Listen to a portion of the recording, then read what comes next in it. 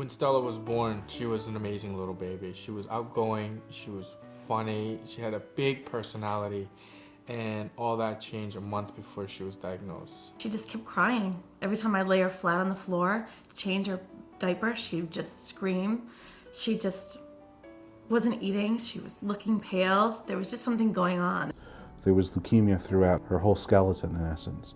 So whenever you picked her up, as parents are apt to do, and when children want to be consoled, you'd actually be pressing on the bones that were being pushed from the inside out. It was after like the fourth visit to the doctors to finally figure out it was more than just an ear infection and a virus. That's when Stacy decided, okay, we gotta do more than just go back to the doctor. We gotta figure this thing out. Yeah. She just had so much pain, and I just couldn't take it anymore. So I knew if I took her to the emergency room, that they wouldn't let us leave without a diagnosis. It was 10 o'clock before somebody came in to really tell us what was wrong, and the doctor just didn't want to say it. I finally just said, "You're telling me my daughter has cancer? Is that what you're telling me?" And he just was like, "Yes, I believe your daughter has cancer." Cannot imagine somebody else having to go through this. It was the worst experience of my life. So after doing the bone marrow, it was very clear that Stella had T-cell acute lymphoblastic leukemia. The treatment consists of about 9 to 10 months of pretty intense chemotherapy. And for Stella, we treated her for about 2.5 years total.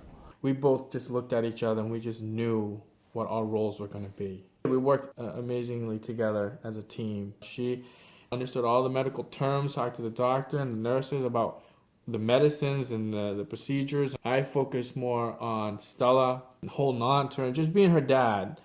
I wanted her to come home. The fact that Stella is now over 3 years from her diagnosis.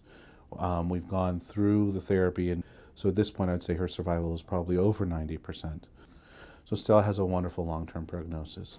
Stella turned 4 back in December, and so she now thinks she's a teenager. To be honest, she's funny, and she's bossy, and she's a normal little girl. I'm one of those people who are completely blessed to be able to do this job. I get the chance to interact with wonderful children and wonderful families just like Stella and her family. And I also get the chance to see long-term survivors. When she graduates high school, I'm sure that I'll be sitting there as proud as her parents, knowing that I've contributed a small part to helping her get there.